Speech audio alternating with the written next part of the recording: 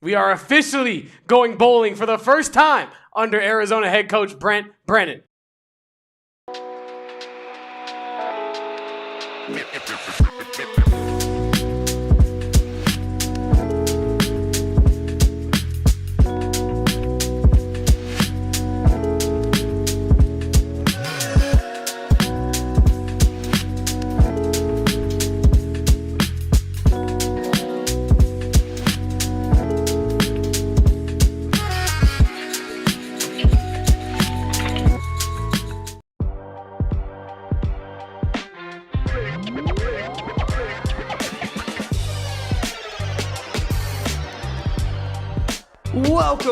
Welcome on into the AZ Wildcats podcast, live from Studio K, presented by our friends at Circle K. And Kevin, I like to turn it up a notch when there's good things to celebrate here on the AZ Wildcats podcast, because your Arizona Wildcats are going bowling in the 2025-2026 season. Kevin, my benevolent co-host, how are we feeling, my guy? I mean, this is it feels like a momentous occasion for Brent Brennan and company, getting the W over Kansas 24-20 in this one. We're going bowling. It was very, very nerve-wracking there for quite a long time, Damon. So I'm feeling pretty sweaty right now, but I'm feeling good because we are officially going bowling, and we don't got to worry about, a situation where you just got to beat ASU to get to a bowl. That is already taken care of, and now it's just about how good of a bowl can you make it into if you're the Arizona Wildcats and Brent Brennan. So clap it up for the clapper and Brent Brennan, because this was a massive victory for him and his staff today. They've made a lot of changes this offseason, and it is, you could say, paid off because you have made a bowl game now. And I think, like I said, the season is far from over now for Arizona. You do have an opportunity to get up to, a couple more wins here on the year, and hopefully a W in the Territorial Cup as well. Today is a very good day on the back of a win for basketball last night, a win for women's basketball on Thursday night, homecoming, triathlon championship. This is Arizona athletics.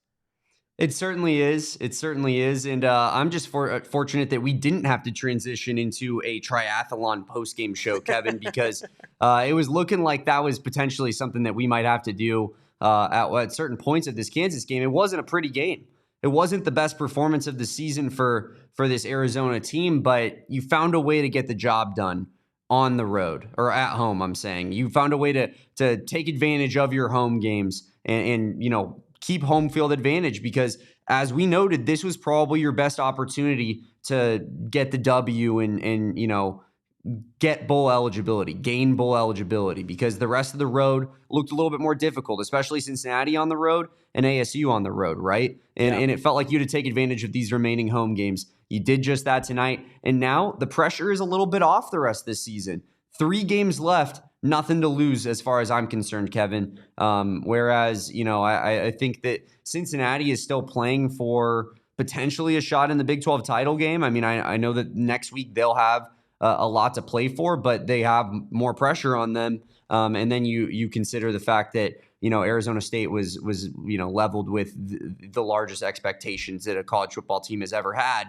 And it would be an absolute unmitigated disaster if they lost to a team that had the exact same record as them right now in Arizona. So, yeah, I mean, this was a huge win. This is, how you get that pressure off of you. And I got to say, I'm pretty fired up about this one, Kevin, because going into this season for both of us, for most of this fan base, it was not about putting together some sort of 9-3 year.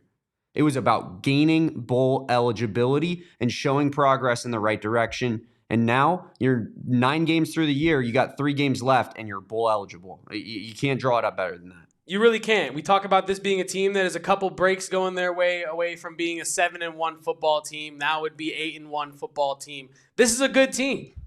Breaking news, Arizona fans. This is a talented, decent football team. They are very competitive within the Big 12 Conference. Now, are they a little bit Jekyll and Hyde in terms of which team will show up every weekend? Sure. But I think in terms of having so many first-year Arizona Wildcat players, coaches, new staff, I think this is a very good result. And not only that, Damon, but some things finally go your way as well. Dude, I mean, you talk about good fortune in this one.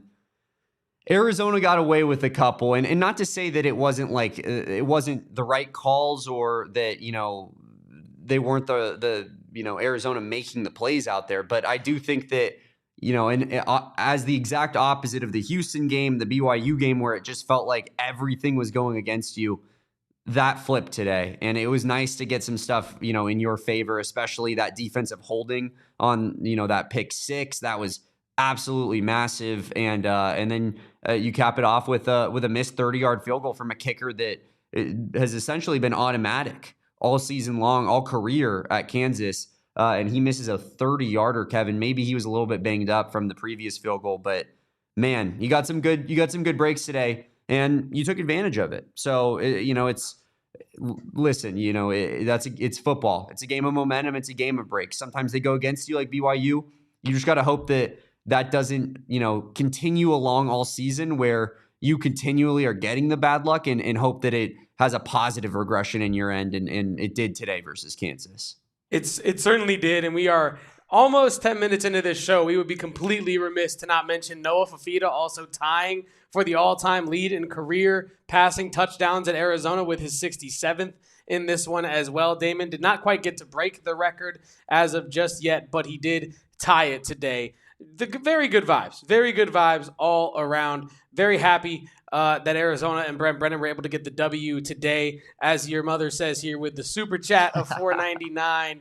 Almost started crying on that last drive, and I think we love it. Yeah, we are with you as well. It's a family affair, Mom. I mean, I'm over here. You got to ask Kevin. He's grabbing a tissue box for me when Quincy Craig, scampers into the end zone at the end of the game. And before we go any further, Kevin, let's just say this show is presented by our friends over at Branded Bills. Head on over to brandedbills.com. Use promo code BBPHNX to get 15% off your first order, because I know after a win like today, I need to see what Branded Bills has as far as the premium headwear and apparel, especially in the state of Arizona, especially for Arizona Wildcat fans, because I'm fired up and I got a hole burning in my pocket, Kevin. But just a great performance today, and great result, I guess, is probably a better way of saying it, because it really wasn't the best of performances, but you did enough. You did enough, and I think that against a team like Kansas, like we noted in the pregame show, Kevin, they continually find ways to lose these games, right? They've been doing it all season long versus Mizzou, versus, I believe, Cincinnati was kind of like that as well. They were tied with Texas Tech at the end of the game. Like they continually find themselves in these situations, and then they shoot themselves in the foot. And you got to, put their back against the wall and force them to make plays on you late in these games. And Arizona did just that, and Kansas was unable to respond. So, great win today. And did you notice how fired up Brent Brennan was?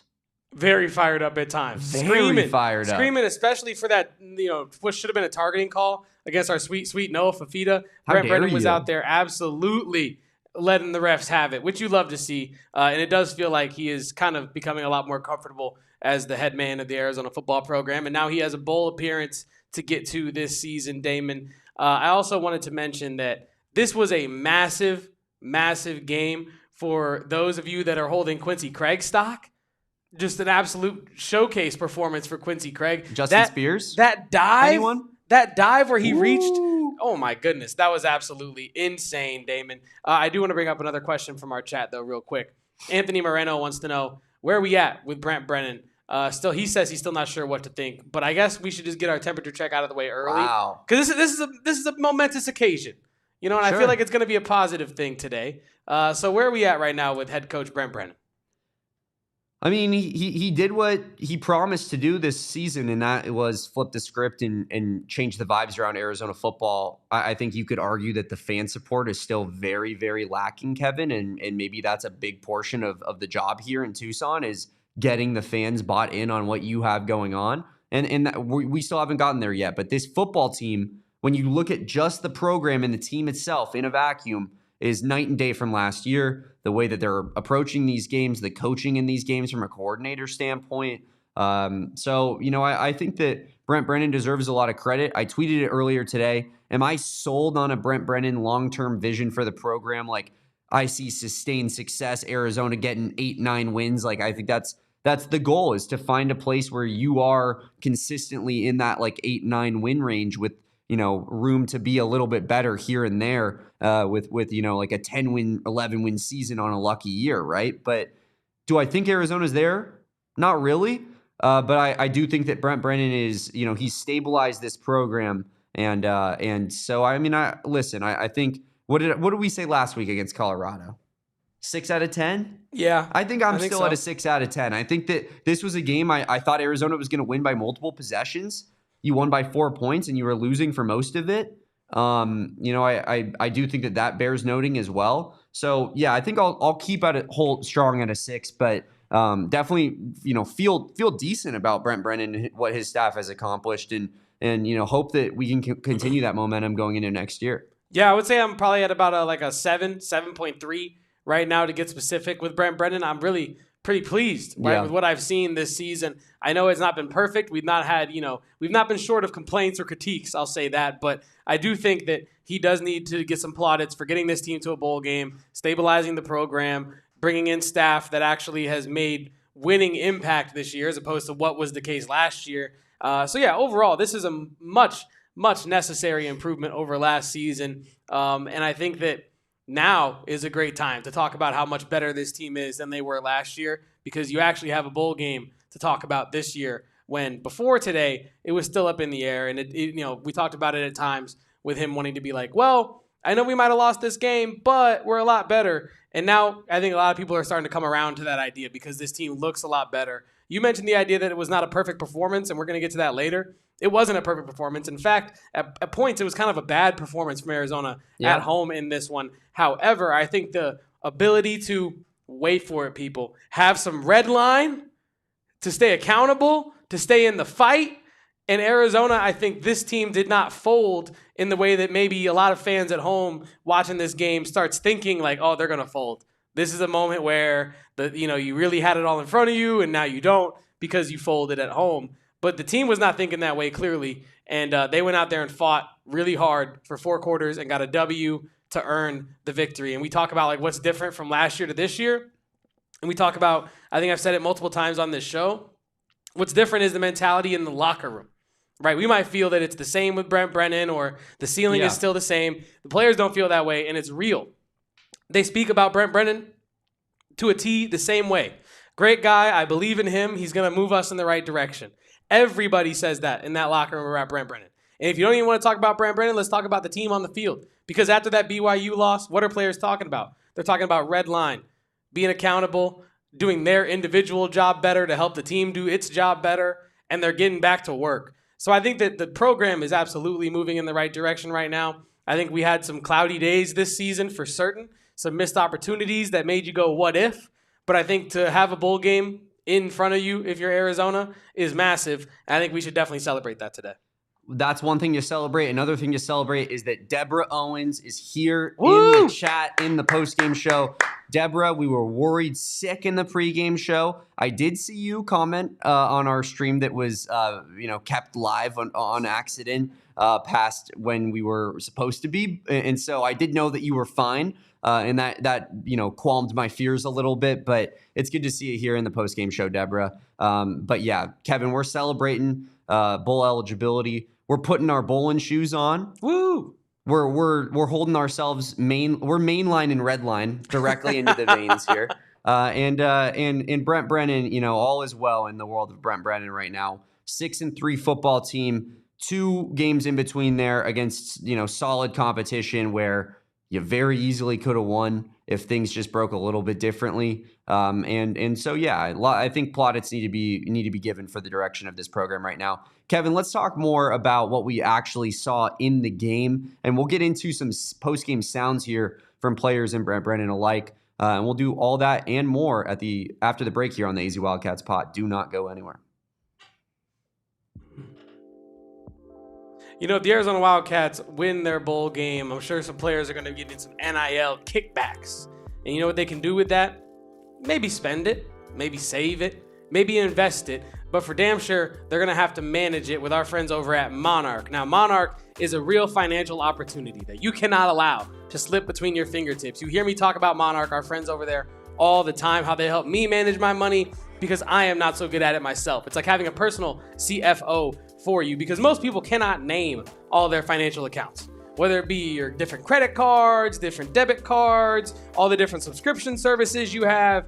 It's really, really tough to know what you have in your pocket. So you can feel organized and confident when you are using Monarch, an all-in-one personal finance tool that brings your entire financial life together in one clean interface on your laptop or phone. And right now, just for our listeners, Monarch is offering half off your first year with code PHNX. That is 50% off your first 12 months of our friends over at Monarch. Like I said, I use Monarch every day. I get the notifications from them, letting me know from them what I'm doing with my money. Like, oh, Kevin, you're over your gas budget this month. You've been going to Circle K a little bit too much. You've been packing in the snacks a little bit too much over there. So they're just keeping me in check. Kevin, is that why I always make comments about how much are we paying you? Is it just this Monarch subscription? 1,000%. It enables me to live. Cutting corners, Yes. It enables me to live like a rich man, even though I'm not a rich man. So like I said, don't let this financial opportunity slip through your fingertips. Use code PHNX at monarch.com in your browser for half off your first year. That's 50% off your first year at monarch.com with code PHNX. Shout out Monarch and all their support, as well as shout out our friends over at Three Amigos Tequila. Kevin, we have a shot of this tequila on our pregame show every single game. If you guys are unfamiliar, we do a segment called Shots Fired, where we take a shot of this Ramona's Reserve Special Edition top shelf tequila that Three Amigos makes, and it just goes down so smooth. We take that shot. Kevin poured me a big shot today. I mean, we're talking in the cup here. Like, I'm talking like right here on this ribbed little line right here. I mean, it's almost half the damn cup. And it wasn't a thing, because this tequila is that smooth. Try out that Ramona's Reserve tequila and just check out all the great products that Three Amigos Tequila has to offer. They are, in fact, the Valley's favorite tequila. Around here, we cheer hard, but we celebrate harder, and we always keep it local. That's why Three Amigos Tequila is the staple for Arizona fans, family owned, right here in the Valley, and locally sourced and farmed out of Jalisco, Mexico, where they make tequila, the only place to make tequila. This is the real deal stuff, guys. Check out Three Amigos Tequila. Check out this Ramona's Reserve in particular that Kevin and I love so much. And so this season, tailgate, toast, and celebrate with the Valley's favorite tequila, Three Amigos. I might just say it's Tucson's favorite tequila, too. I might just throw that moniker on it. Three Amigos Tequila, Arizona's favorite tequila. Kevin, how does that sound? Sounds great. It also sounds great that we have so many people here in our great comment section. I want to give a very, very special shout out to a membership of 2 months from our guy, AZ Cats G. Goat. Congratulations on 2 months of membership. Thank you for 2 months of membership to our great channel here of PHNX Sports. AZ Cats G says, leaving the game now to drive back to Phoenix is going to be a sweet drive. Got to pick up some victory, Sonoran Dogs, BTFD. We love you, AZ Cats G. Appreciate you, my man. And thank you so much for your continued support of this program. Means the world to me and Kevin. Kevin, this just came across my timeline. Do I got to send this to you? I was just going to say, let's just, I'm just going to talk about it right now, but I think the people need to see this as well. What is this? My guy, Brent Brennan, called his shot today, Kevin. Go ahead. I just dropped those in our Slack. Go ahead and grab those for the people. My guy, Brent Brennan, called his shot on the Wildcat walk this morning. Unbelievable stuff. I told you people, let's get our bowling shoes on. Brent Brennan was way ahead of me, folks. Way ahead of me. You guys got to take a peek at this.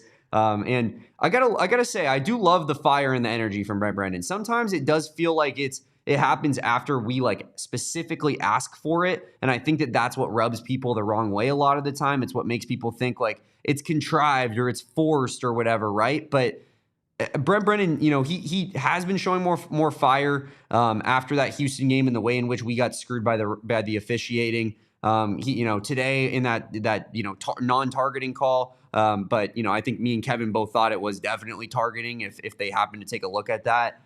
He was fired up that they didn't call it, and he was screaming at refs on the field. He was fired up after Kedrick Reesano got that second and third effort run for 10 yards. He seems like a different dude than what he was last year, and you absolutely love to see it. The intensity has picked up a notch, it feels like, under Brent Brennan. But Kevin, without further ado, show the people what we're talking here. My guy on the Wildcat walk wore a full suit with bowling shoes. Now, what's going on here, Kevin? This is just absolutely elite drip. I mean, that's what's going on here. This is elite swag, elite steez, if I will. And that is also Antoine Cason next to him. Am I mistaken? The honorary captain for today? Yeah, so this is just elite swag, style, all that for Brent Brennan. Calling his shot. Dare I say, Damon, that's my ball coach? Dare I say? That is incredible. Love to see that from Brent Brennan. Love to see him showing some personality, some of him, some of his own thoughts and person out there as well, Damon. I'm feeling good about Brent Brennan today. It's a good day to be a Brent Brennan, person that he coaches your team. I don't know what to call that, but yeah. A fan of Brent Brennan's squad. Yeah, a constituent of Brent Brennan. But I got to say, I respect that because the memeing ability, if that goes awry, is so bad, especially with these disgusting perverts in the ASU burnerverse, Kevin, because these guys are unhinged. I mean, they things that don't happen, they convince themselves is the truth, right? Like they've been gaslighting us all season long into believing that we have a second-class football team compared to their program, which is of course God's gift to football. And now we both sit at 6-3 with bowl eligibility in 3 games remaining. But I gotta shout out Eric Brotherton's chat here. I bet Brent Brennan is a cold ass bowler. Yeah. Like I bet he is. I bet he goes crazy on the pins. Oh, I mean, I'm going bowling tonight after this. Damon. You are, aren't you? I am going bowling. I heard that conversation happening. Bolero, that sounds sick. Was that a little bit of foreshadowing? I mean, I was trying to manifest this the other night. I took my girlfriend on a bowling date. Wow. And I was like, you know what? I'm going to get off work at a decent time tonight. Let's see what the boys are doing. Call up my friends. And they're like, you want to go bowling tonight? And I'm like, the wrist is sore, but you know what? I got you. I'll go bowling.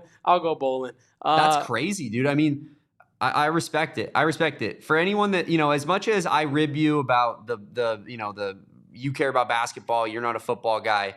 If that's not caring about football, putting your hard-earned money where your mouth is and just taking it to the bowling alley a couple of times in the same week to try to manifest a bowl game here, that's special, Kevin. That's special. As Stephen Prejean Gardner liked to say during the Mercury run this past year, we all got to do our part, no matter how small. Whether it's wearing your lucky hat, wearing your lucky socks that you should probably wash anyway. But for me, it's trying to manifest stuff going bowling. I was manifesting Trey Spivey targets. He got some targets. Didn't do too much with them today. But the manifestation, it's working right now for my teams, and I will continue to do that, Damon. We have a lot to talk about in regards to this game, and I think we should probably start with our King of A Mountain because we already discussed him, and it is one Quincy Craig. And now these numbers are slightly deceiving because he had 1 receiving touchdown, 1 rushing touchdown, but 3 rushing attempts, 47 yards, 2 total touchdowns, and 2 most important scores of the day, dare I say. Quincy Craig, you're the King of A Mountain. Quincy Craig, King of A Mountain, definitely deserved, Kevin. It's one of these games, right, where, I always think back on, and not that it wasn't loud from his perspective, but I always think back on the Super Bowl MVP that was given out, Patriots-Falcons Super Bowl on the 28-3 comeback. And Tom Brady is the man, right? So he gets all the headlines, most passing yards in a Super Bowl's history. I think that record still holds. So everyone's freaking out. We got to give it to Tom. But James White, if you look at that game, the plays he was making, the catches out of the backfield, the extra effort on the dive into the end zone, he was the most valuable player in that game. And I think we're looking at something similar here from a Quincy Craig standpoint. His plays were incredibly impactful. He had 2 massive runs on that last drive, Kevin, that won the game for Arizona. And now you could argue that Kansas, those runs are so available because they're so, they're scared of Noah Fifita in a way, right? Like they're preparing for the deep passing game, and so the runs up the middle were available to this team. But Quincy Craig made the most pivotal plays in this game, and he deserves that King of A Mountain today. He certainly does, Damon. And I do want to give basketball and football guy a shout out who says, I called it with the big runs. I believe we called it with the big runs, Damon. That was a you and me pre-show discussing this game kind of a thing. So shout out to the chat, shout out to us for nailing that prediction in that way Sometimes as well. we get it right. You know, when you do a podcast 5 days a week and multiple pregame shows in between, you throw a lot at the dartboard, and every once in a while you hit a bullseye. But, every once in a while. You know, we like to be humble on this podcast. But dare I say, we tried to tell you that if you put real pressure on Kansas, they will fold. We did say that. And you put them and that was a Kevo take. And you put them in 2 game-stealing positions, one on defense, one on offense. They didn't do nothing with it. Yeah. So are they just losers? Is Kansas just losers? Kind of. That's just kind of what they do over there. Losing to Henry Vasar, losing to Noah Fifita. We're bringing basketball into it. It's personal now. I'm just saying they lose in a lot of stuff. It's not just football. Speaking of basketball, Kevin, do you think more people would have showed up if it was a Kansas versus Arizona basketball game being played in Arizona Football Stadium? Yeah. I mean, that would rip. I mean, you do realize what a crazy statement that is, right? It is. That game would be really cool. But yeah, no, I do think more people show up. For sure. We should talk about that a little bit. Let's talk about that right now, and let's go into my Damon's Dawghouse, Kevin. Every week on this show, I like to call out one aspect of the game, whether that's the referees, the opponent, the opposing quarterback, a player on our own team, potentially Sam's Worldwide one time. Unfortunately, we're given the Dawghouse, put in the Dawghouse that night. I gotta say, tonight I gotta say that the casual Arizona football fans, and now I think that picture is a bit unfair, Kevin, because it is. The people that are in that picture are great fans. Correct. They showed up. Correct. They were at the game. They were giving everything. And so plaudits to those people that were in attendance, right? Those people there, I mean, especially the zoo right there. I believe that's the Zona Zoo. The Zona Zoo had a great showing today. So did the people under the press box. So did the people under the press box on the west side of the stadium. But the east side of the stadium, particularly in the upper section of the east side of the stadium, was pretty pitiful. And that sucks, man. That sucks after such a massive win last week. And I know it's Colorado, and I know they're bad, but it's Deion Sanders, man. You know eyeballs were on that game. Arizona won by a ton. Noah Fifita had an opportunity to break an all-time record today. He is an all-time player in this program's history, and Noah Fifita alone deserves that kind of respect, in my opinion, from Arizona fans, where we show up in droves to watch that guy play. It's unfortunate that the general fan base especially in the city of Tucson just doesn't seemingly care about football until they're made to care about football. And then it feels like, you know, you lose one game and you're back to square one again. I hate feeling like that being a fan of this football program is optional. Right? Yeah. Because it's not optional. Keep preaching. You either love this football team and you love this football program and you celebrate with the rest of us when a year like the Alamo Bowl year happens, or you're not a real fan. And the people in this post-game show, they get it. They obviously care about their program because they want to hear about their program after the game. So shout out you guys as well, but it's not good enough from the Arizona fans in general, the casual Arizona football fan who just is like, oh, this team sucks. They don't suck. Watch the actual games. Watch the team play. Watch how close they were to 7-1. Losing against Houston, who was ranked right after they beat Arizona on a last-second field goal, into a top 10 team in double OT. Like, this team is so close to being not only just a good team, but a great team right now. And we have people that genuinely think that they stink at football. That sucks, man. And we need better out of our fan support. Tommy Lloyd's trying to get people to show out to the game. Arizona Athletics is trying to do everything to galvanize the troops and make people show up, and it's just not good enough. We got to figure out ways to encourage this fan base to show up because we need better. We need better. And I think it does stem from Brent Brennan. Like, I do think it's because people do not believe in Brent Brennan. How do we fix that? Because we got to figure out a way to fix that, because announced 41K in attendance tonight.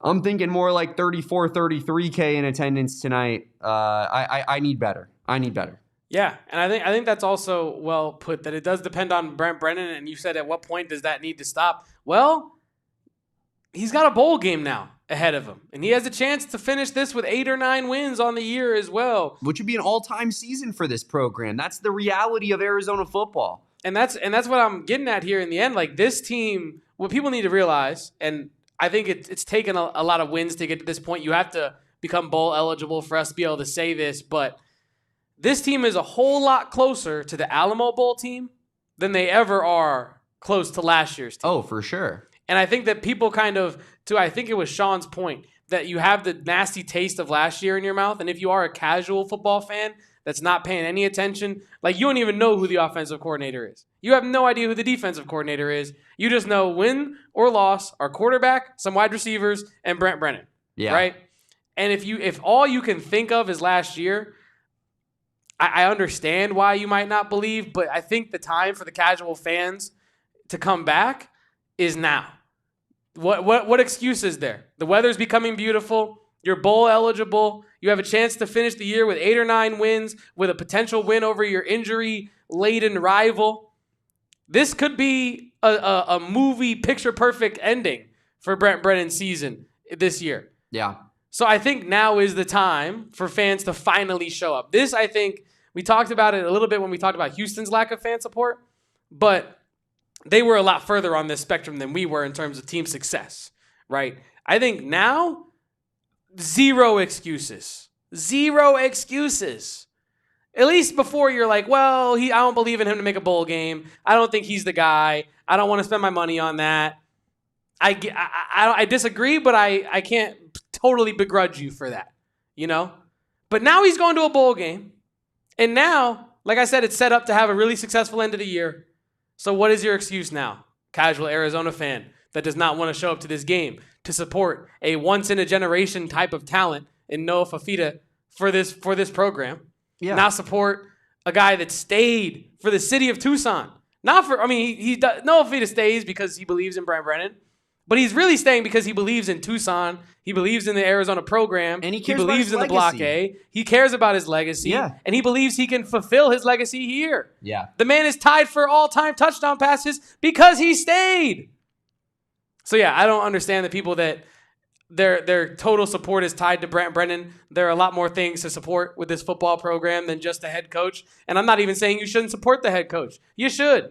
He's a good guy, giving an honest effort to win football games for this program because you know what, damn it? He cares, damn it. You know? Brent Brennan cares. And I believe you after you ended it with damn it. You and I can sit here and after losses critique and criticize him, but ultimately that is the role for which he signed up for. Like the head CEO of this program, when you win, Brent Brennan is great. When you lose, we got to talk about Brent Brennan, right? But even Damon and I know that Brent Brennan it's I'm not going to say life or death because that's a bit dramatic, but it means everything to him to win with this program.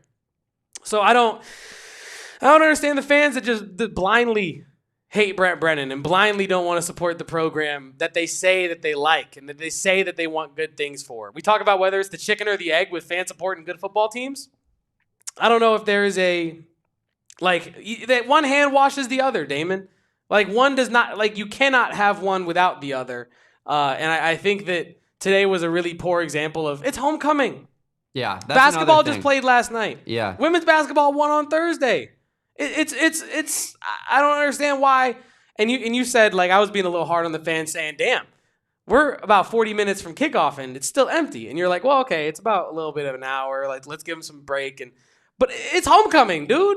I want to see people there early, celebrating, getting hyped, creating an atmosphere, an environment to play in. So glad they got the dub today. Listen. I just want to be clear. Like, when it comes to last season, I understand the bad taste in your mouth. I know that it's easy for me and Kevin to try to buy into this football program because we have to do this podcast 5 days a week, and you'd rather talk positively 5 days a week than just, hate on your team and be super negative all the time. Like, that sucks.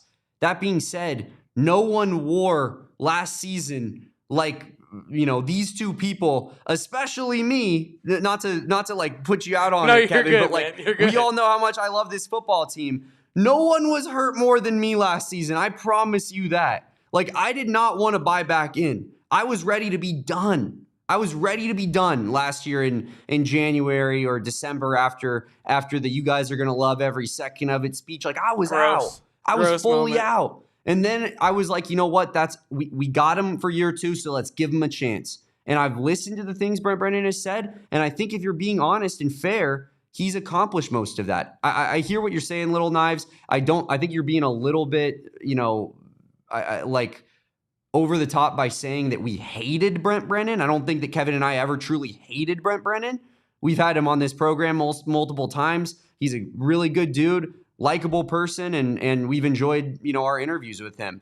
I think that we've had questions about Brent Brennan for sure, if we're being fair, and to the point where, I'm coming out 3 out of 10 after Houston lost, on my temperature check, being like, how can you win with this guy? How can you win on the road with this guy? It feels like every time we're in a competitive game that he finds a way to make mistakes and lose. But then that script gets flipped even, and I can put my hand up. I put myself in the Dawghouse versus Colorado, and I said I was wrong, right? Like we can have some humility about it. As Anthony said earlier, this is the most humble podcast at PHNX. But yeah, I mean, I think that as far as Brent Brennan goes, like we never hated Brent Brennan.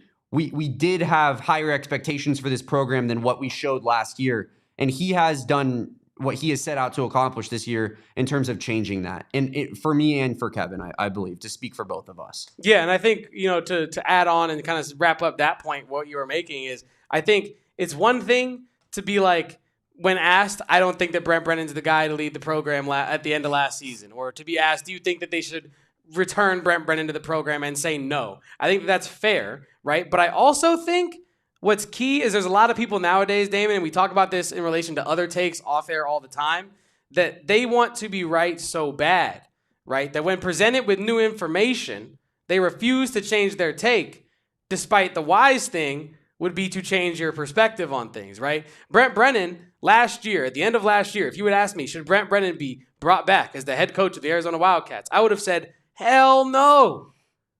Get him out of here, is what I would have told you. I would have said no, they should fire him, start with a young, hungry, guy who's going to want this, and then want to go to the next level, right? Brent Brennan said, I'm going to go get Seth Diggy. I'm going to promote Danny Gonzalez. I'm going to bring in Joe Salavea. I'm going to retain Noah Fifita. We're going to retool. We're going to get a whole new roster of transfer guys. And I start saying, you know what?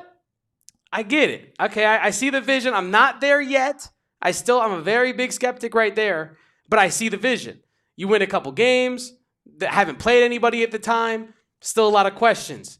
You play the Houston game, the BYU game, the Iowa State game. Still a lot of lingering questions. You win that Colorado game. You have to give him plaudits. I think up to this point, Damon, we've been shown a lot of new information about the head coach that Brent Brennan is when given a year and a half at a program, and changing my tune. And I think that's a fair thing to do. I think it's a wise thing to do. Yeah, I think Brent Brennan responded to being kicked down last year, and when I say kicked down, I don't even mean wrongfully so. Like, he had an awful performance last year from a coaching standpoint, from hiring a coordinator standpoint. Like, Brent Brennan was a disaster in year 1, and I think he took what his mistakes were and he tried to fix those things, and for the most part, he's done a good job of doing that. But just to kind of wrap up this discussion, we'll hit our second break here and move on, Kevin.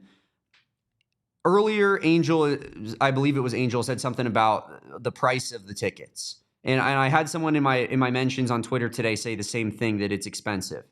Now, Lost Highway says that it was $15 a ticket for the game today. I didn't check before the game. I know for a fact that the Baylor game has lowest ticket price right now through the door, $10. $10. Now, like, I can't hear the price excuse the last home game of the year. It's going to be another big game. You are consistently winning. Like I hear our other guy here in the chat who's like, consistently win and the fans will show up. You got twice as many wins as you have losses right now. That's consistently winning this season. Baylor game, $10 through the door. No excuses. Let's pack Arizona Stadium. It's that simple. That's my bat signal to the fans for this final home game of the year.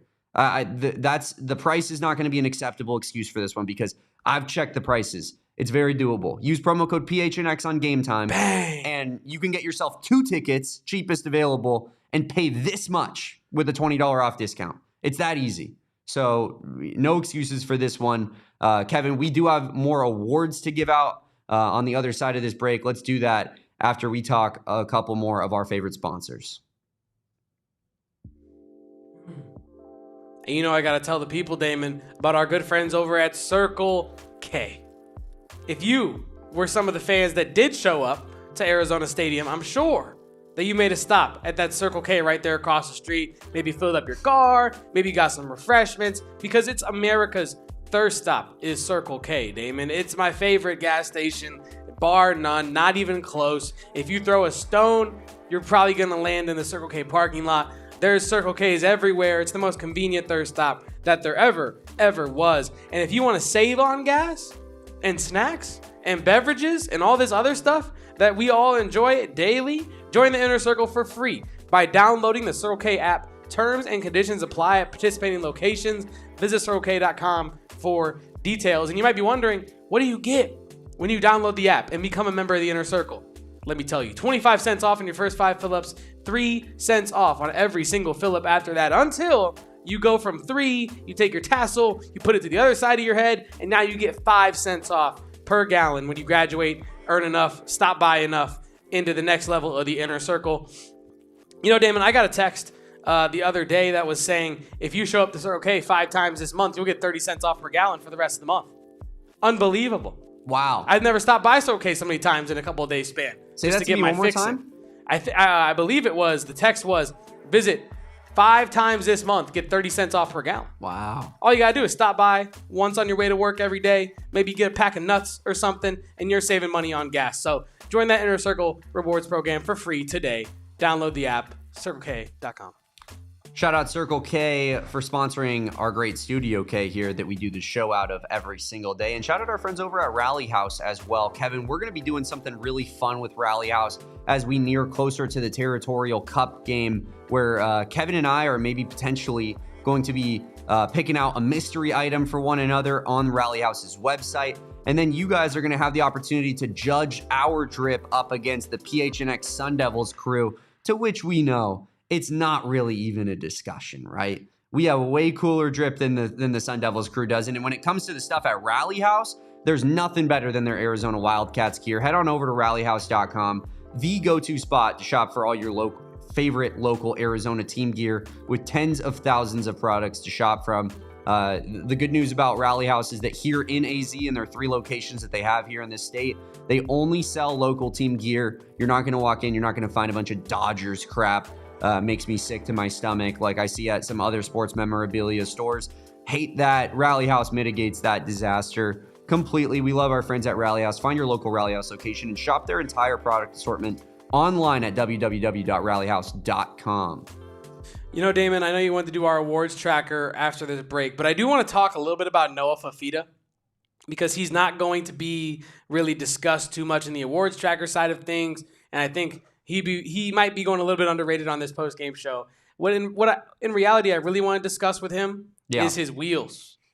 The increase of him using his wheels and how much that has added a third dimension to Arizona's offense. I really feel like it's been a massive part of Arizona's attack this year, and I want to give Noah Fifita some plaudits for really slimming down, adding that to his game, becoming even more elusive, even more mobile than he was in seasons past. Just how big has that been this year for Arizona, in your opinion? Because I think it's been really massive for Seth Daggy to have that to kind of, I'll say, lean on in moments when you really need it. Yeah, Arizona and Noah Fifita, I mean, this ground game has been a bit of a revelation from his standpoint, Kevin. Looking at the stats today, I mean, I guess he does get credited for 13 carries because of the number of sacks that Kansas put together, which was 5.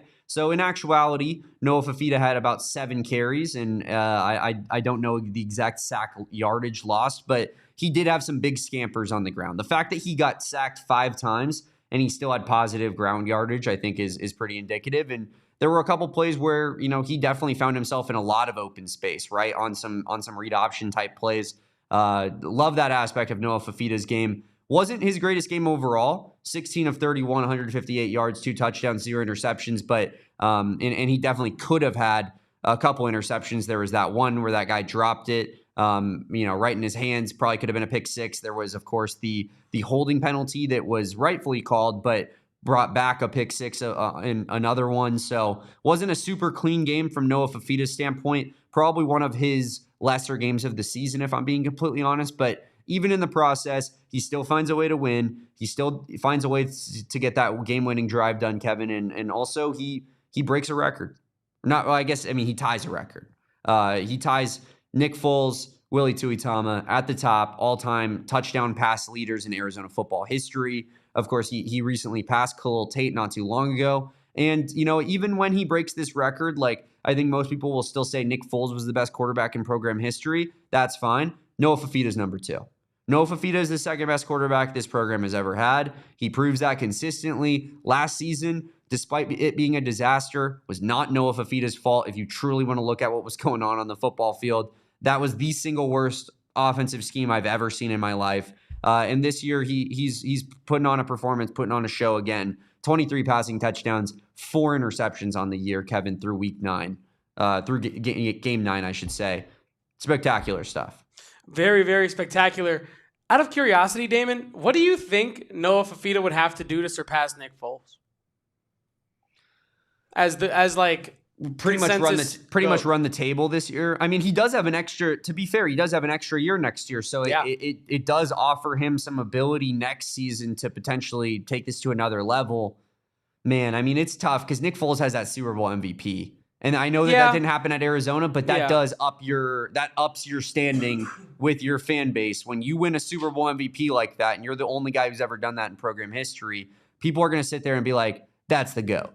That's the guy right there." So I do think it's tough on Noah Fifita, but he has a lot of opportunity, to your point, Kevin, to potentially try to make things interesting. I think that people's eye test might tell them that Nick Foles was better. You know what I mean? Just looking back on it. But yeah, I mean, top 2 is still a pretty damn good accomplishment. It is. That's still pretty special as far as I'm concerned. It is. I was just very curious because he does have that extra year if he wants to use that to his fullest advantage. A big time bowl game, Yes. maybe. I know Nick Foles made a Holiday Bowl and an Alamo Bowl. He got skunked in both of them. Noah Fifita does have an Alamo Bowl win under his belt, which is better for sure. But yeah, I'd say maybe make another decent sized bowl game and we can have a conversation. I would even take a Sun Bowl. I really would. So if let's do a hypothetical here. Noah Fifita and Brent Brennan run the table this year. Maybe they go 3 out of 4 to end the season. They beat ASU and they win a bowl game. So 3 of the last 4 games that you've won, you win a bowl game, you beat ASU. Does that put him nearing it, or does he need a nice big bowl game victory in his senior season? Man, it's just tough. It's tough to compare against Nick Foles, who, like I said, I feel like has this kind of this extra aura around him from his NFL success. And as Sean says here, if Gronk plays in 2009, there's no telling what Nick Foles is able to accomplish at U of A. Probably the greatest team this team has ever seen if he ends up playing and we beat Oregon in that double OT game, but.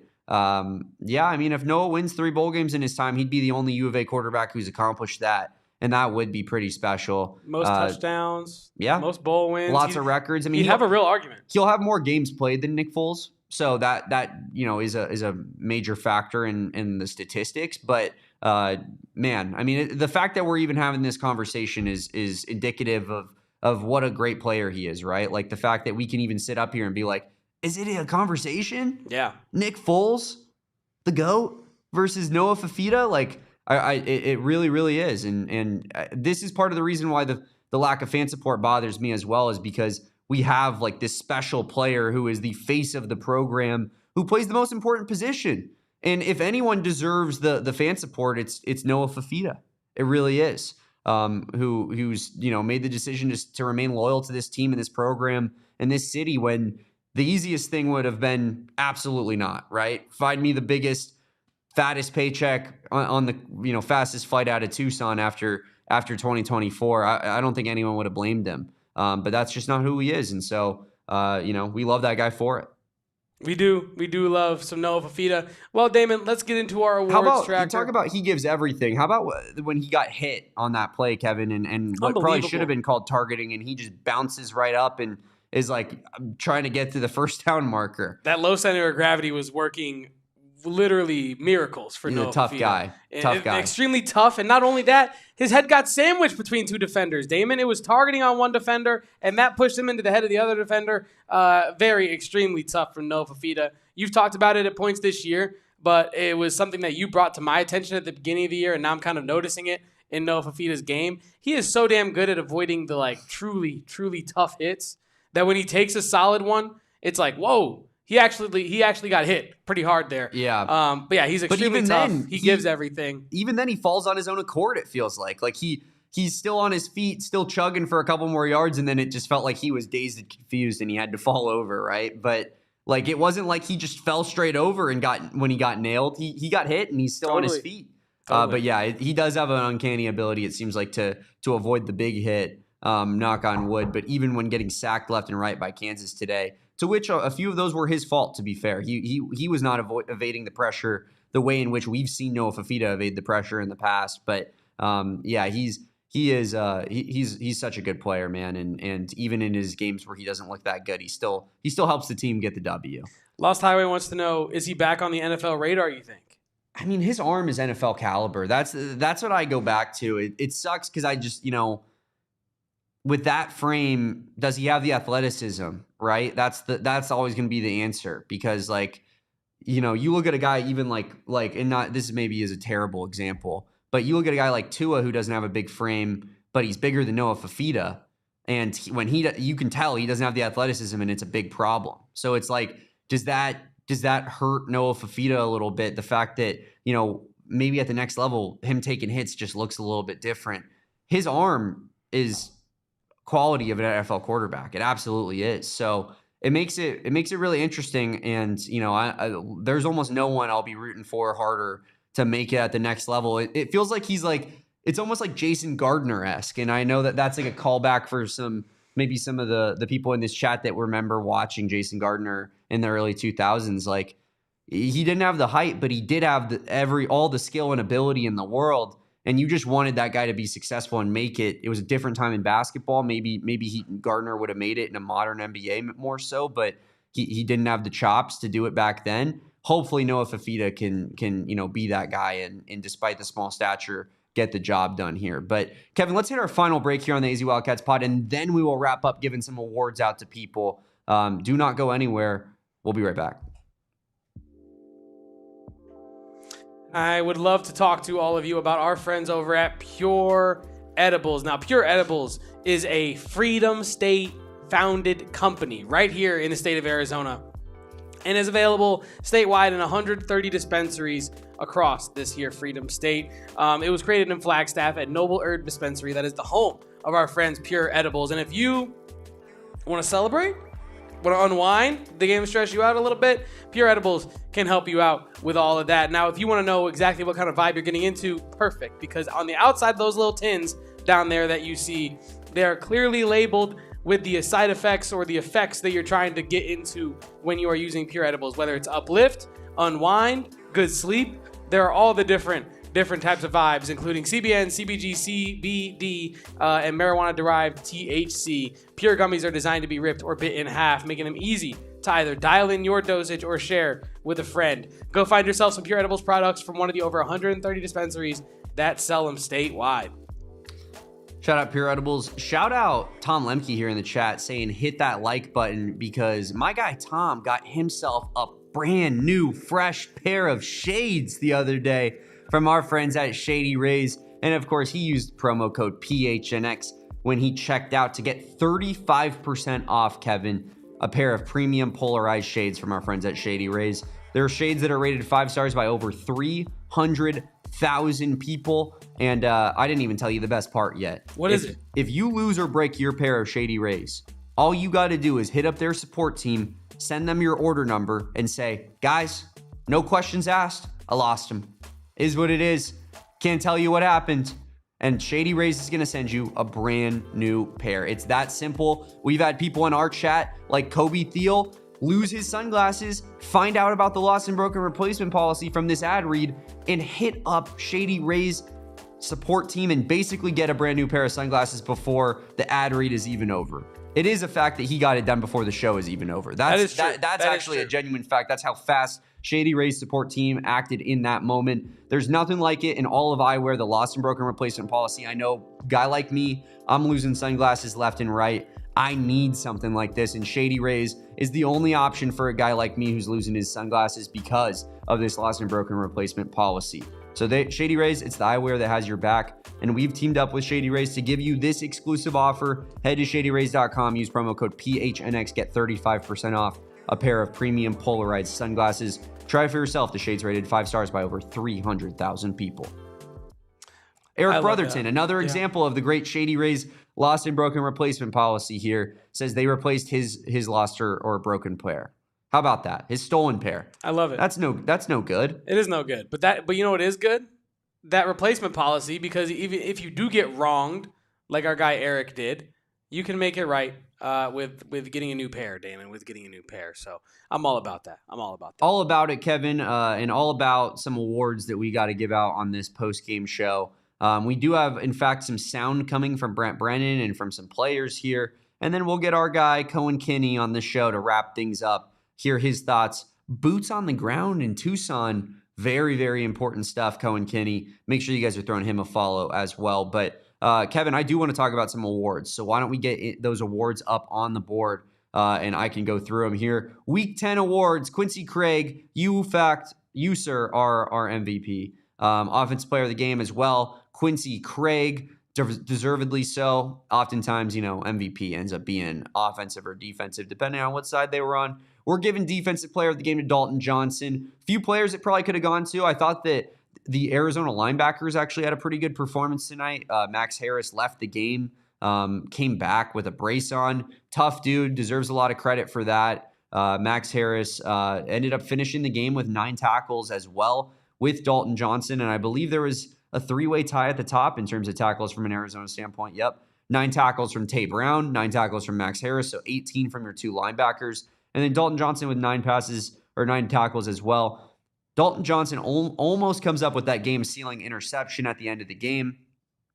Now, I think this could have also gone to a guy like Traden Stukes, who made an incredible defensive play, a game-saving defensive play, really. If that pass gets completed, almost no chance Arizona gets the W.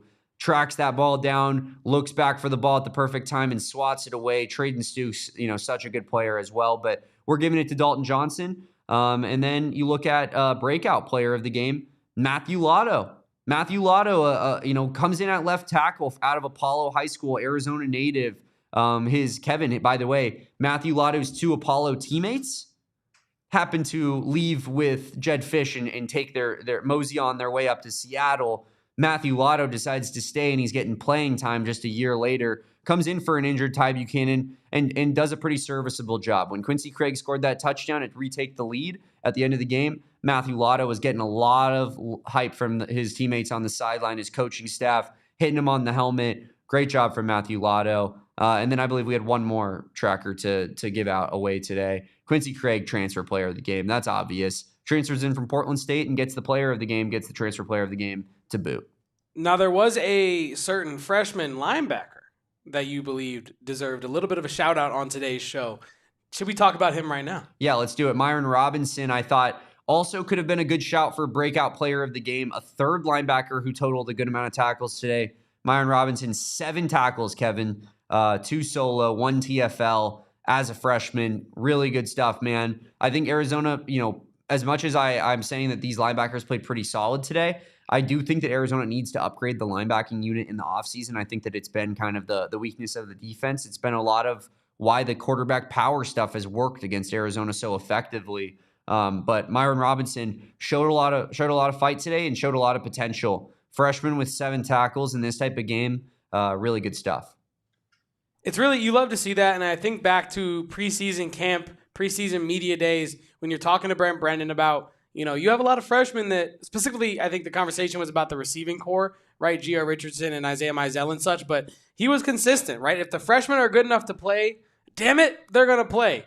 And I think he's been very consistent about that, and you love to see Robinson be able to come in, make such an impact in a game where you absolutely have to have it. You need it. You cannot have freshmen making mistakes against KU when you have bowling on the line, and he did not do that for you today. He came through and performed. So shout out to him. I know you thought that he might get a shout for either breakout or, defensive player.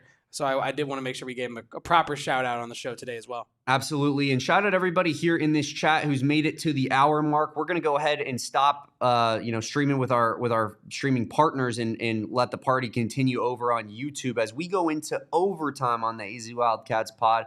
Appreciate everybody for being here in this chat. And please drop a like on this video if you haven't done so already. Rate and review on your favorite podcasting platform and subscribe here on YouTube. But Kevin, we do in fact have some post-game sound from Brent Brennan in regards to the W today. And yeah, I think Brent Brennan was pretty fired up about getting this bowl game, potentially making this, getting to this mark that was, such an important spot to get to as a program. Can we hear from Brent Brennan on what it means to be bowl eligible? We can in a second. I did want to make sure that we got Coein in here for some of these clips as well, because they're the boys' clips. But also, we can play clips without Coein. We can play clips without Coein. But I'll get a clip for you about the importance of the bowl game. But right now, we do have a clip of him talking about the importance of his bowling shoes. It's funny. That's a common. That is a common question I get about my shoe choice. But those are saddle shoes. And they're swaggy as hell. And that is my jam. Okay. I've been a saddle shoe guy for a long time. You only notice after we win our 6th game, I've been wearing those same shoes every game this year. You know what I mean? But it was disheartening because I used to get custom made like spikeless golf shoes, FootJoys, in the school colors where I was coaching, everywhere I've ever been. And then in the last, once I got hired here, FootJoy went out of the saddle shoe design. They stopped doing it. And so now I can't get the red and blues, or otherwise I'd be rocking those everywhere. That was awesome. Swaggy as hell. Brent Brennan is such a dad, man. Oh, yeah. He's such a dad, but that's so funny. He's been wearing those all season long, and we just noticed him calling his shot right then and there. But yeah, Brent Brennan, definitely excited to get this W. You can tell that it feels like it's a big weight lifted off of his shoulders as well. And yeah, it's a momentous win for Arizona and this program here. I believe we can now hear from Brent Brennan on what it means to be bowl eligible at Arizona in year 2. Lots of people chose to be here, and lots of people chose to stay. And they either chose to be here, they chose to come, or they chose to stay because they believe in the University of Arizona and they believe what we're doing with our football program.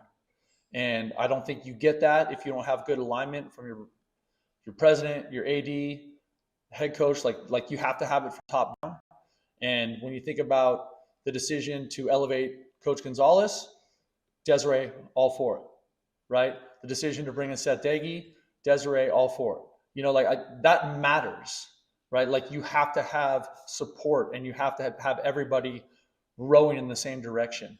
And then on top of that, 41 new players joined us at the mid-year, and 62, I think, joined us by the start of summer, or June, July in there. And they chose because they believed in the players that were here, the staff that was here, and the program that we're building. And that's what we're excited about. Like, this is a stepping stone, right? Like, yay, we got to 6. Like, that's not good enough for me. That's not good enough for these kids, right? We want to keep playing good football. How can we continue to improve, continue to find ways to elevate Arizona football? That's what we're doing. I love that fire from Brent Brennan. I really do. And I also love that he was expressing the same sentiment that you and I were expressing about why Noah Fifita chose to stay. It's in part because of Brent Brennan, but it's also because he believes in the greater idea of what this program is trying to become, right? Yeah, I definitely. I mean, I got choked up. Man.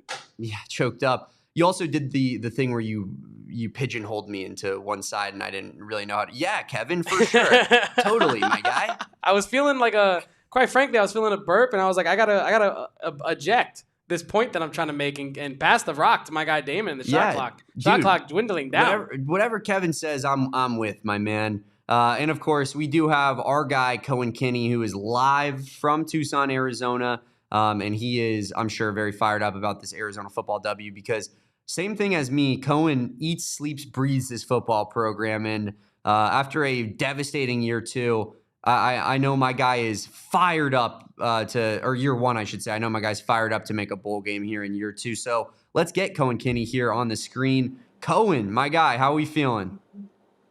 Just absolutely living the dream. Could you picture, like, well, I'm going to crouch behind so you can see the sign because they have it all throughout the stadium right now. I don't know if you can tell, but Cats going bowling. Cats are going bowling. Cats are going bowling, man. So super juiced up. It's exciting to be in this kind of conversation that we can even talk about this program in this light. I've already got the bowl destinations that the Wildcats can go to already written down. So I'm already, planning these tickets ahead. I'm trying to go to the bowl game. Come on. So just it's so awesome to see kind of the program turn around this way in the second year, how it's done, and you still have 3 games left on the board. So really just good vibes all around. And you mentioned, we do the vibes around this program right now, the vibes around Arizona Stadium.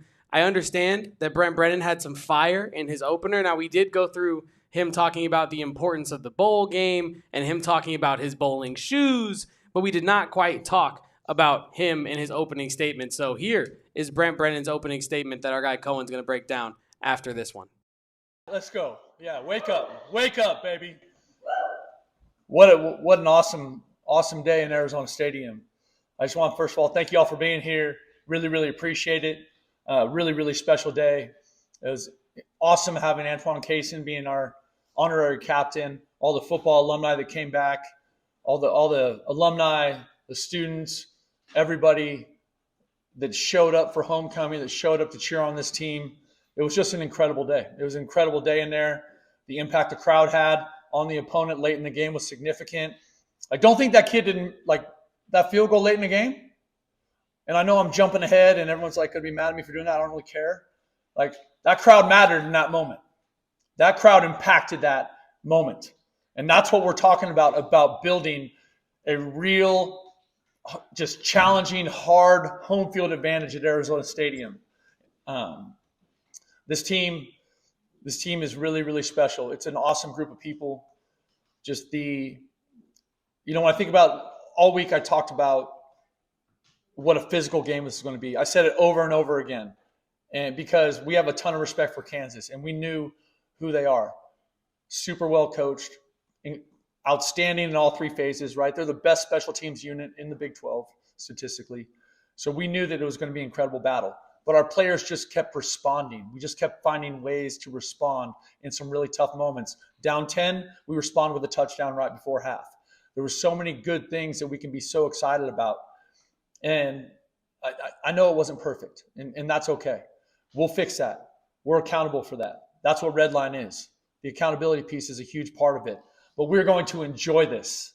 We're going to enjoy every part of this.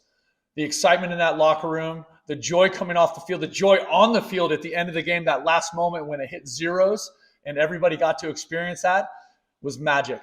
Just absolute magic. So, shoot, I'm fired up if you can't tell. I think it's safe to say that Brent Brennan thinks we're going to enjoy every second of this victory. Absolutely. I mean, just when he wins, you can tell the likable traits of Brennan start to just amplify and show themselves through and through. You can just tell, and if that doesn't get you excited as a fan, I don't know what will. Honestly, like making our way from the press box to the press conference room, I was expecting maybe some, this isn't maybe a game that you rush the field for, but maybe some, essence of that because of just how exciting it is and what it means. There wasn't enough fans probably to rush the field tonight, to be honest. But you could tell just with the fans, like the shirtless section up there in the 210 section.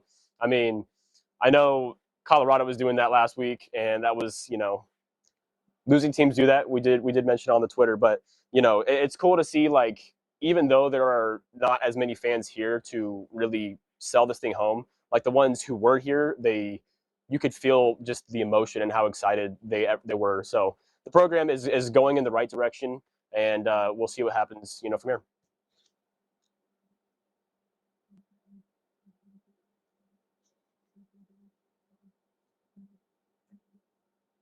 The fans impacted the game, and and galvanize some support moving forward, right? Because we do still have more football left to play, another home game against Baylor left to play that's going to be very, very important, especially ahead of your rivalry against ASU. So was there any vibe from Brent Brennan today in the press conference in terms of, maybe talking about the fans today and trying to get, this community a little bit more engaged?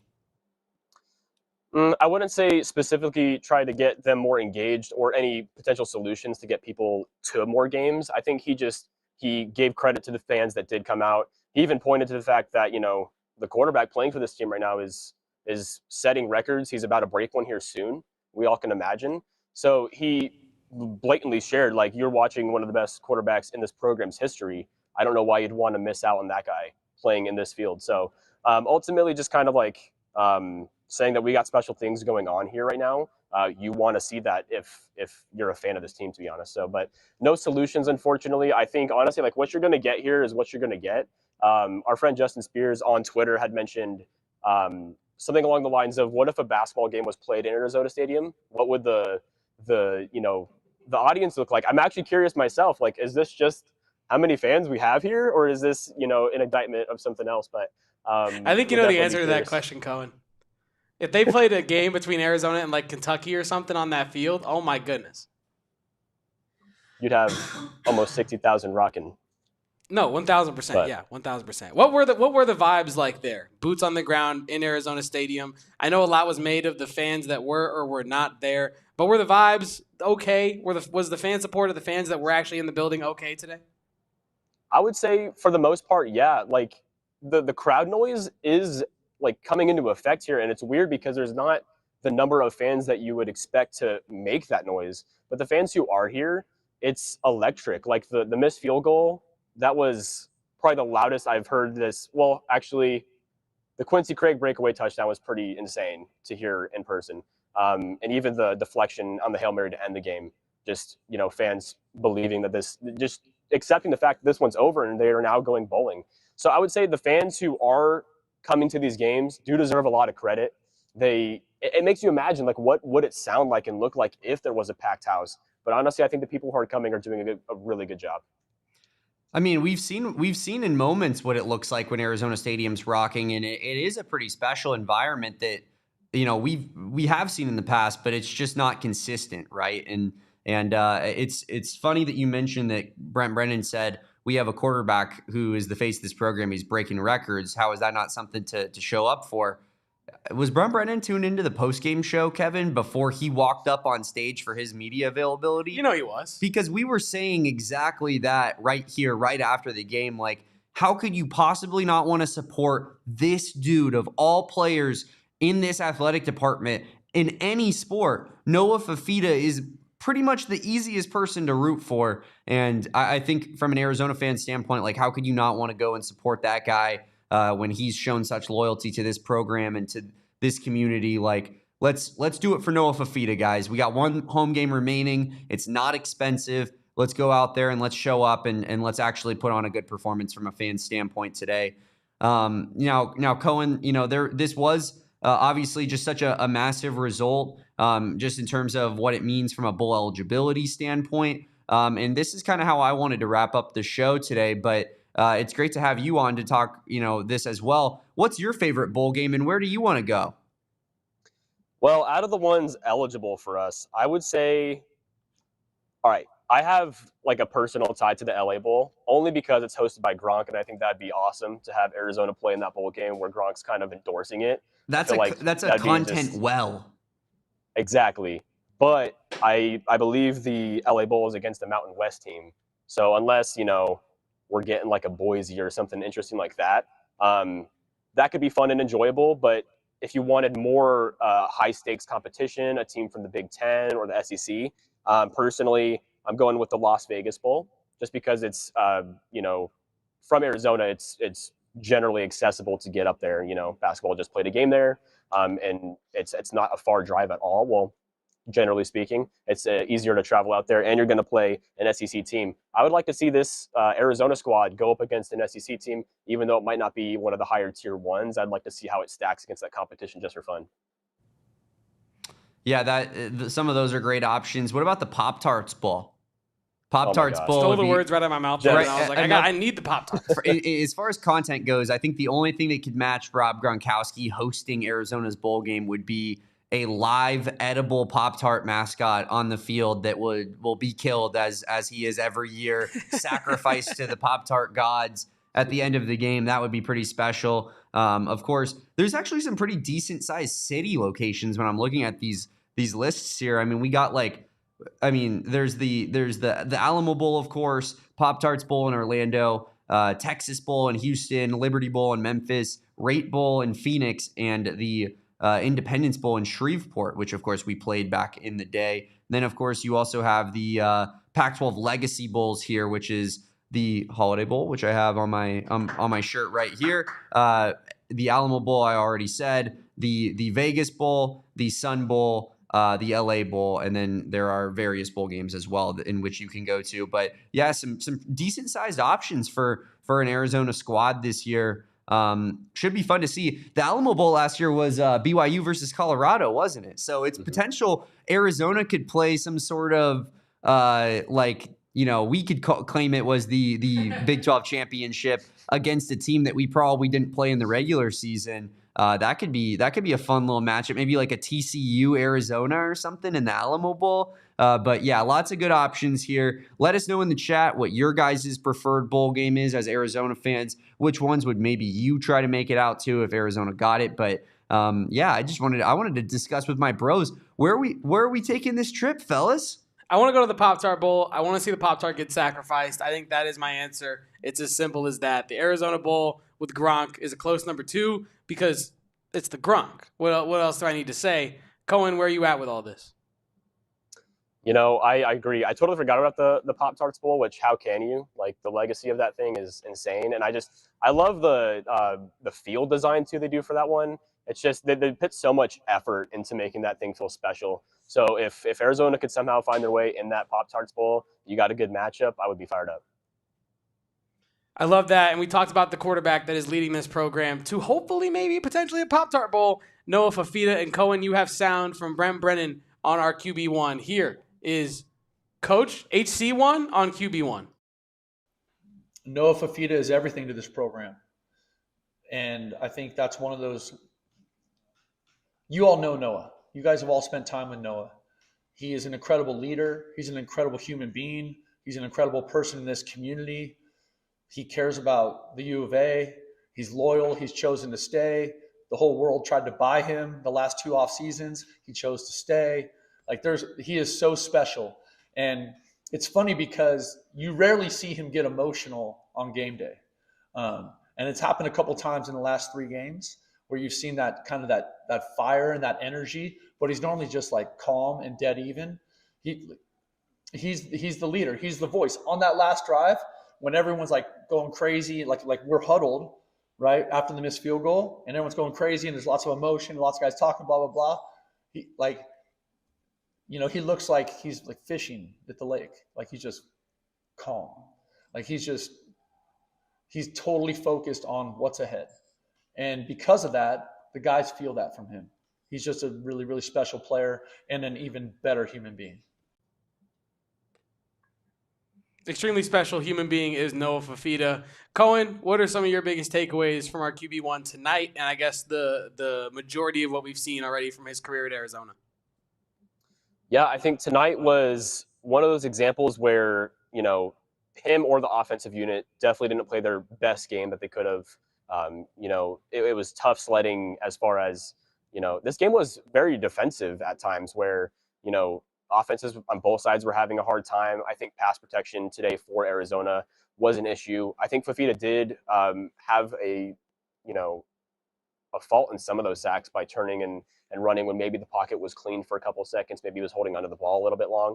But those are all the negatives. He put up 2 touchdowns. He is now he's tied for first with Nick Foles and Willie Tuitama before the number 1 passing touchdowns in Arizona history. So I think that just tells you all you need to know about the player that he is. He still has a year of eligibility after this, which is insane. Could you imagine him here next year extending that lead, making it, nearly untouchable for the next couple of years? I think that would be awesome to etch his his name in that kind of history, but he already is. He's just such a special player for this program. We all knew it in 23 when he came on in relief of Jaden DeLora, and he showed that he was a different kind of player. So I think this year, just seeing him kind of come back into that is just such a great thing to see, just to see him kind of prove that he is this player that had success all these years ago and that he didn't go anywhere. He's still here. He's still winning games for this team, and he can help them get into better bowl games going forward.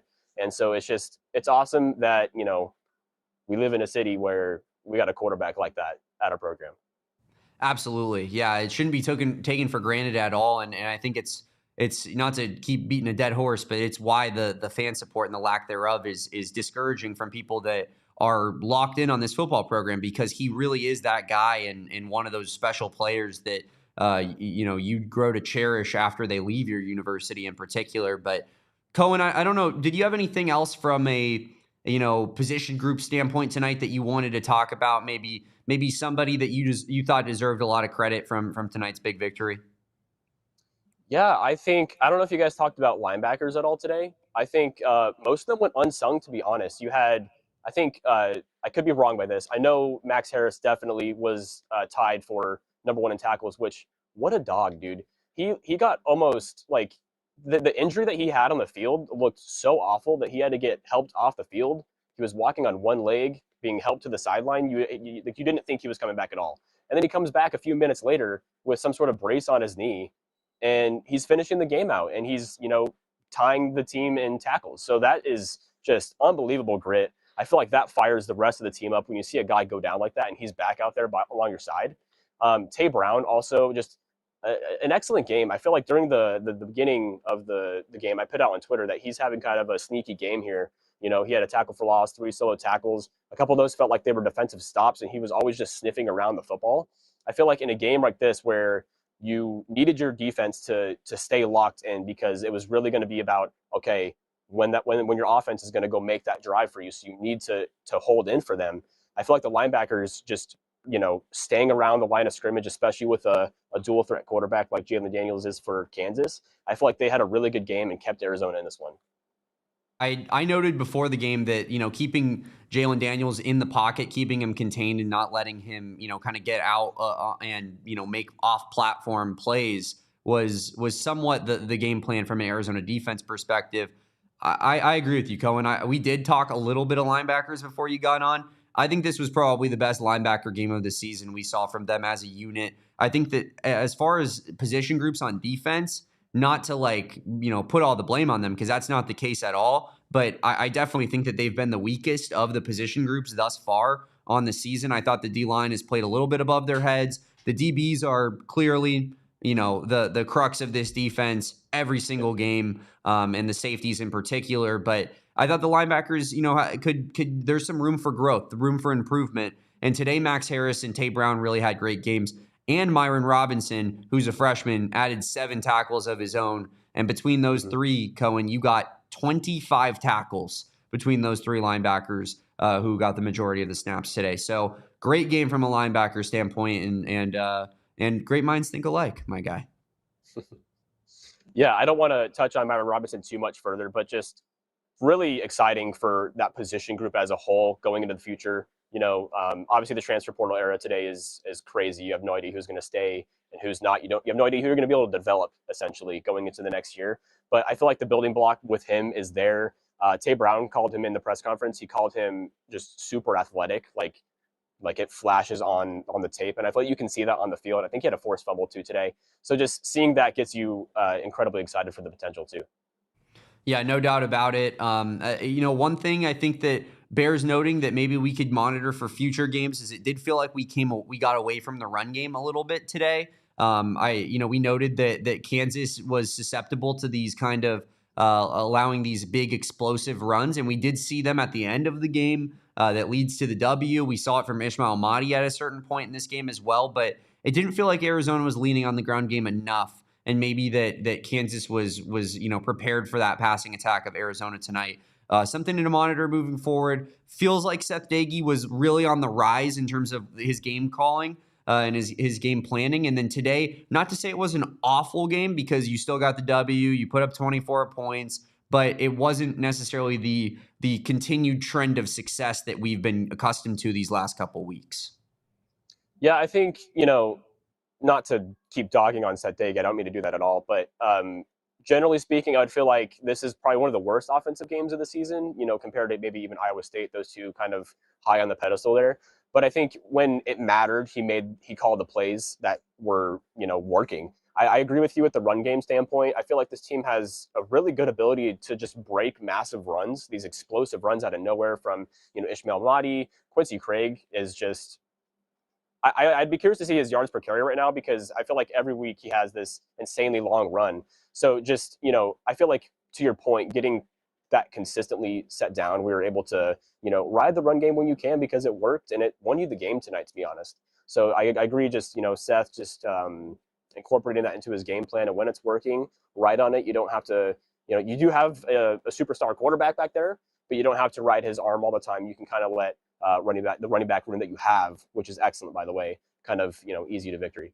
I think that's a great point, Coein. Like, as much as maybe it was kind of one of Dagy's worst performances of the season, all in all, when it came down to it and you needed a score, those were great play calls. The two quarterback draws inside of 3 plays, both of them working for a good chunk of change there. Noah Fifita got popped a little bit on one of them, but ended up being okay. So no worries on that one. But you add that with the runs up the middle that they didn't see coming with Arizona's third down back and Quincy Craig. Like, that was a phenomenally called final drive by Seth Dagy. And even in a game where, maybe he didn't show you the progress he has been showing you, he still stepped up in the most important moment, which is big time. So I think that's a great point by you, Coein. Yeah, absolutely. I think it gives you optimism going into the future when you have these games like this, where maybe the offense, it's going to rely on those 3 to 4 drives where they do have consistency. I think it just gives you, some confidence, like, okay, he's going to rely on what works in the moment to win the game.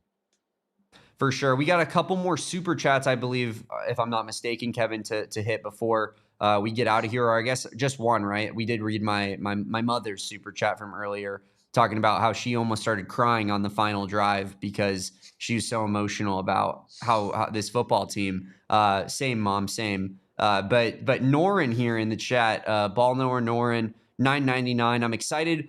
Preseason people were begging for 7 wins in a bowl. Brent Brennan and his staff are exceeding expectations. Statistically, this team shows massive improvement. And that statistical angle is huge, right? Because I think even if you were to look at this record before this game, 5-3, right? Like, that doesn't, you're not writing home about 5-3. Like, that's a pretty average season, all things considered, because you're playing some lower level competition, especially earlier in the year, games that you should win. That being said, like, the statistics, the analytics, all those numbers really, really like Arizona, because you look at that Houston loss, you look at that BYU loss, and you see how slim the margin was in those losses. Like, easily you could have gotten the W. Arizona finds themselves as a top 30 offense and a top 30 defense right now. And if it's not top 30, I believe it's 31st in offense, like, give or take maybe a couple spots.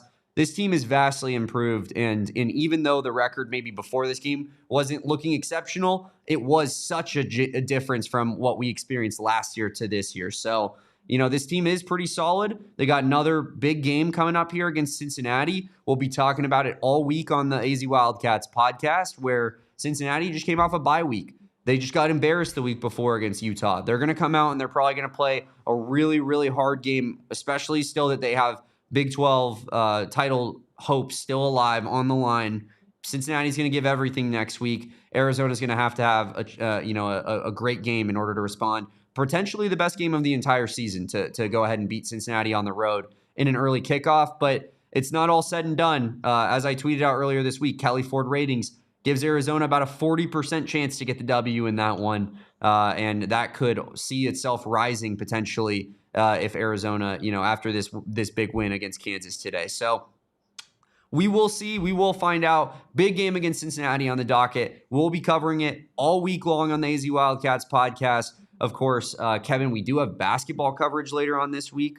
Would you like to tell the folks what to be on the lookout for? Yeah, Cam Holmes' commitment tomorrow, Damon. Cam Holmes' commitment is tomorrow. That could be something that you and I will be talking about. Hopefully it is something that you and I will be talking about. Hopefully it's not something that we're like, oh yeah, he went to a different school. I guess we don't have to do an emergency podcast. I would love to be doing an emergency podcast tomorrow about one Cam Holmes.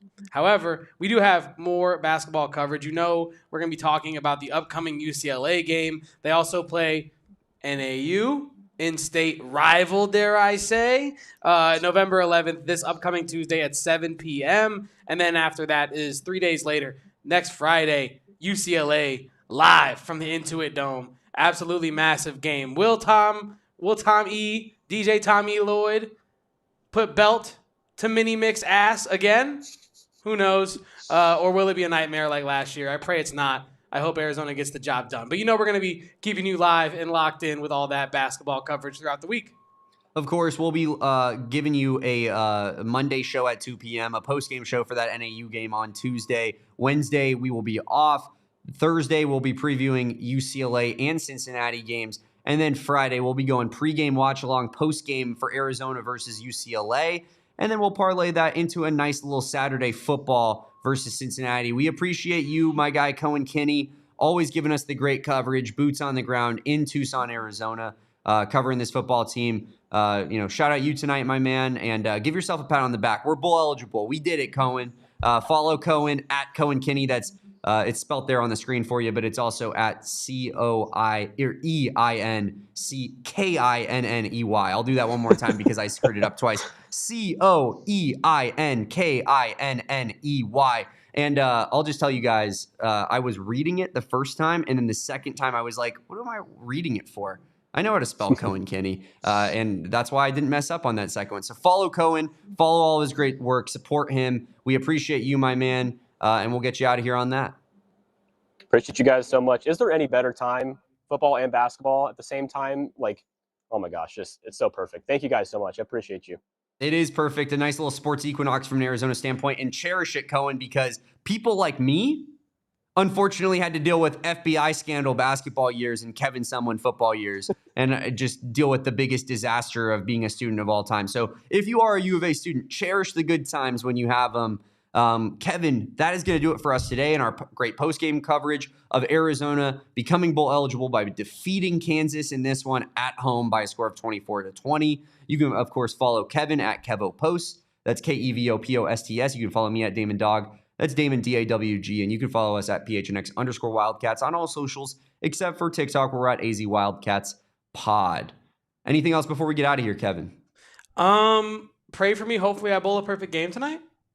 Eric Brotherton is calling his shot now, just like Brent Brennan called his shot with his bowling shoes earlier today on the Wildcat Walk. Says Kevin Thomas is bowling a perfect game today in honor of the Arizona Wildcats going bowling. Appreciate everybody for being here. It means so much. The chat was so active. We had a great time with you guys, and it just would not be half the show that it is without the people in the chat helping us, make this discussion possible, even pushing back on us, arguing with us at times, being nasty at times. We appreciate everybody for being here. Drop a like on this video and subscribe to the channel if you haven't done so already. Rate and review on your favorite podcasting platform. Like I said, I'm Damon Dog. That's KevoPost. We'll be live back on a Monday, or potentially for an emergency pod. Cam Holmes committing to the U of A, 5-star. We will see, but be on the lookout for that tomorrow. Until next time, peace out, bear down. And go Cats. We're going bowling. Hopefully with Cam Holmes by our side. We all silly like the mayor.